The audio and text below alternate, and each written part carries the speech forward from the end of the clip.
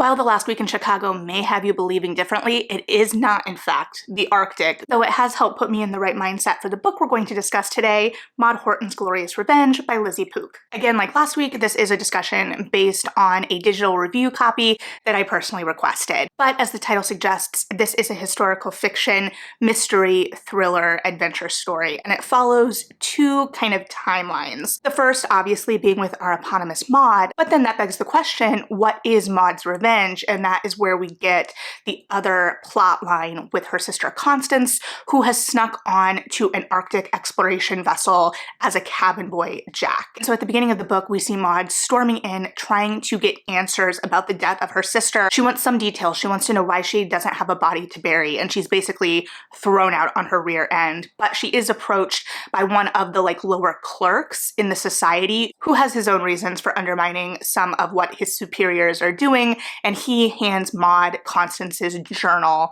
from this expedition. And so we get kind of flashbacks through the narrative of the journal and are kind of following Constance's journey as Maude is seeking revenge against what appears to be a very clear-cut perpetrator in Edison. We just don't know the details of what happened on that ship, even as we start to get more kind of inklings of what went down as we as readers are introduced to the journal narrative. But Maude has read it all in one go, and she is very sure about where she is directing her revenge. And in what was probably the biggest surprise for me as a reader in this narrative, in something that is titled Maude Horton's Glorious Revenge, where we think we're going to be following Maude very directly, we also get a substantial part of the book from Edison's point of view, and his plotline involves him starting a tour company for public hangings, because this is very popular socially, and he is in need of ready money because he is in debt to creditors who are quite literally knocking at his door. And so while the blurb mentions this touring company, I was mistakenly under the impression going in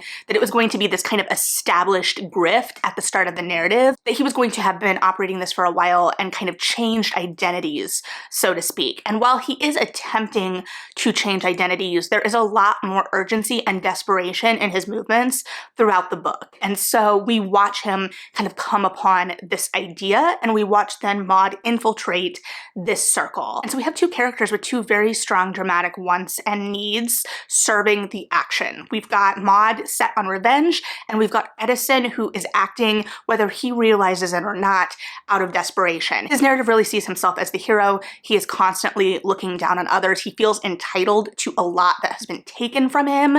And so while the desperation is there for us as readers, he does not see it. He views himself as much more put upon and owed what he is seeking. He also always views himself as the smartest person in the room. And so we've got this really interesting juxtaposition in terms of the main settings of the book, with the kind of scientific Arctic expedition, with the idea of the kind of craze and interest in murderers and true crime at the time that was kind of heightened by this interest in public executions.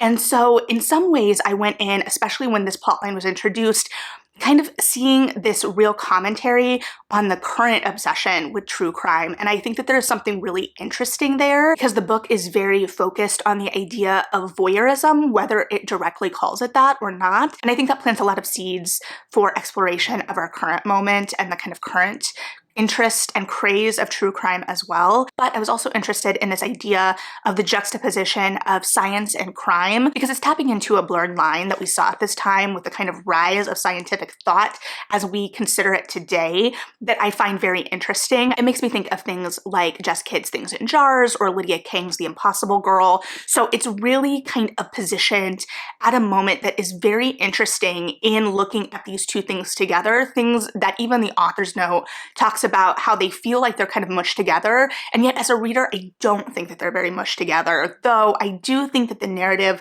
doesn't go as far in kind of correlating these as I think that it could have. The two plot lines feel very separated, and there is obviously a danger on the ship because we know Constance's end, or we know that there is an end, or we presume that there is an end because that is what Maude thinks. So there is this sense of anxiety that is heightened by the setting and the idea of how a ship like this operates and how isolated it really is, and just how it can bring out the worst in mankind in some ways, and we see that with Edison. And so we see him start to unravel. And we see this in the contemporary timeline, or the more current timeline as well. This is further exacerbated then by the fact that we are following him directly. And while Maude is the eponymous character, I would argue that as readers, we spend the most time and get to know Edison the most. And I understand on some level, because there are some revelations at the end and it feels like it being the narrative didn't want to show its hand with those too early. However, I would argue that that is kind of the catharsis that as a reader I'm looking for, especially with something that has been framed in the particular way this has been framed, especially with the title. And then by spending so much time with Edison as well, we further complicate this idea of the voyeurism of true crime and our kind of obsession with murderers, because by all accounts in the narrative, Edison is a murderer, and we are seeing these moments that are very disquieting and kind of chilling with him. And that is interesting, but it also is amping up the anxiety in a lot of ways. And I found it very interesting, especially with the Arctic plotline, especially as things were ramping up, because we have it framed as Constance, you know, having snuck on this ship, and she is portraying herself as this cabin boy Jack. And I became acutely aware how primed I am to anticipate violence against women as some part of that story, especially as it is stressed throughout the narrative and throughout Constance's journals how much danger she would be in if she is discovered. So that feels like that was very intentionally fostered in me as a reader throughout the narrative, especially as there is some in the contemporary timeline when we're spending time with Edison, that there are some moments that are really disconcerting, and they are kind of planting seeds for later development of him that feels a little broad, but in the moment is very dangerous in terms of how he is interacting with one of the maids of the house he's staying in terms of preparing his bath. And he is obsessed with cleanliness, which is a very interesting character detail, absolutely, but then how he is also very violent towards women and how these are correlated in that scene because he asks her to lick the tub to prove it is clean.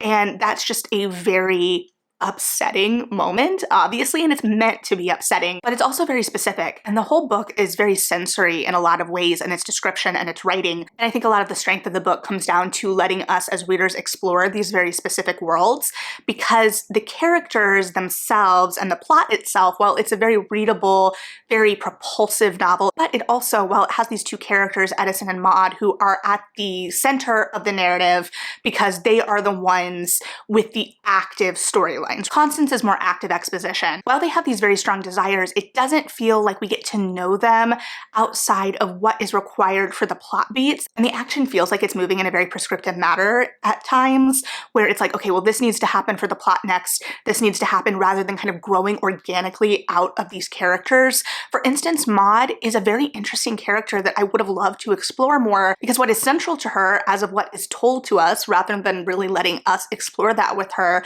is that she is very satisfied with a simple life. And a lot of her struggle comes from her being very content in her grandfather's apothecary that she and her sister grew up in, and watching her sister desire for more and really seeing that desire fully manifested in this action. And she wasn't like fully aware of how much her sister like wished for more until she was already gone. And so she's really grappling with how much this has upset her world, because she's lost the sister she loves, but she's also lost the sense of normalcy as she sees it, and her world has been upended. And it doesn't really feel like it explores that enough. And once this kind of revenge plotline is set in motion, we almost kind of lose sight of Maude in a lot of ways, because again, the narrative is trying not to show its hand in the kind of big rising action moment that doesn't then feel as earned, because we haven't really been on the journey as specifically with Maude. And even in those moments that we do spend with her, especially when she starts going on these tours, it becomes very obvious that the narrative is holding something back,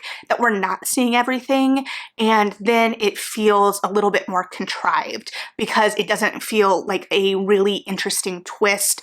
Oh, I didn't see that coming. You're like, well, I saw something coming because I knew things were being held back from me as a reader. And part of that comes down to the obstacles to these characters' goals. Again, very strong wants and desires from these characters that are dramatically interesting, but what are the obstacles? We have the obstacle with Edison in that he needs money, but that's kind of his given given circumstance. And so because so much is being kept from us as readers to kind of facilitate these kind of twists and revelations, we don't get to see those obstacles to these characters. And it's interesting, again, because we spend so much time with Edison, who we're not supposed to like, but then we are kind of in his head. And there is a little bit of the idea of seeing him come to his end, seeing someone as a known villain and kind of uncovering the full villainy, but then having the catharsis of that moment, which could be further interrogated and complicated and explored in comparison and juxtaposition and relation to this idea of these public hangings,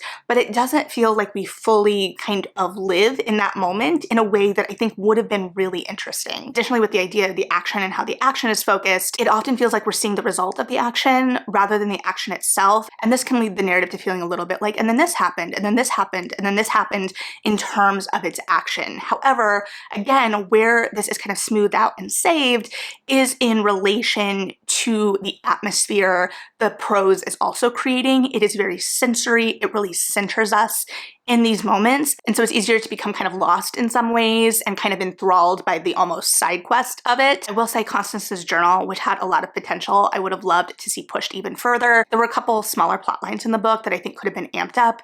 There were secondary characters, especially on the tour, that I thought were very interesting. I think that there was great character design to them, and the way that everyone interacted, I think that we could have further lived in some of that and gotten more of that ensemble, and then some of the twists of how the ensemble related at the end would have been more interesting, especially since we were seeing so much of that through Edison's point of view. And I did like the instinct to show us something not as it was through someone's eyes who was seeing things so incorrectly. And this idea of how this character's own hubris was coloring how he saw everything was an interesting concept, absolutely. But then I think it unfortunately distracted a little bit overall as well. I will say this book is a paperback release, which I am very excited for because I think we need more straight to paperback books. And this is absolutely the kind of book that I would not even question picking up in paperback, but I might have second thoughts about in hardcover. I originally wanted to read it because the concept was interesting to me, yes,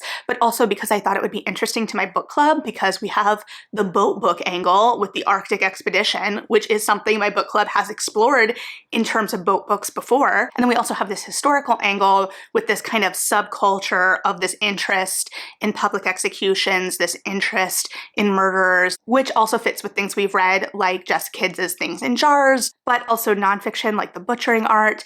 And so it definitely seemed like something that would be right up my book club's alley.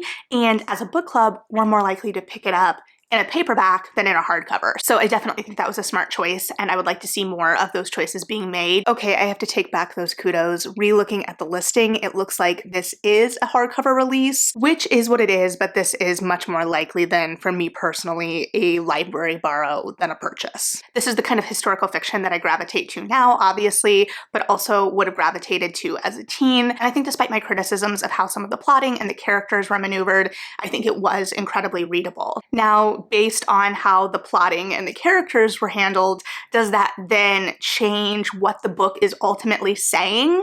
Is another story. However, because it's in paperback, a book club can discuss that much easier. And I do think that there's a lot of really interesting things to discuss within the design of this book and how things are executed and whether you ultimately find them successful. So if you've read this book, I would love to know what you thought about some of those choices and whether they worked for you. As always, thank you for hanging out and listening to my thoughts. Like and subscribe if you feel like it. Read something good. And yeah, bye.